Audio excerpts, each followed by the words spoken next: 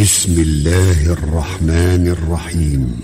والضحى والليل إذا سجى ما ودعك ربك وما قلى وللآخرة خير لك من الأولى ولسوف يعطيك ربك فترضى ألم يجدك يتيما فآوى ووجدك ضالا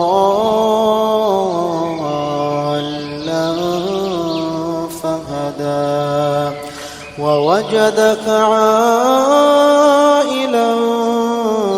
فأغنى فأما اليتيم فلا تقهر وأما السائل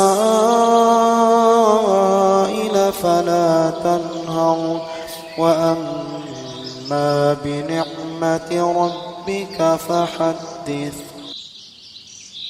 अस्सलामु अलैकुम वरहमतुल्लाहि वबरकातुहू।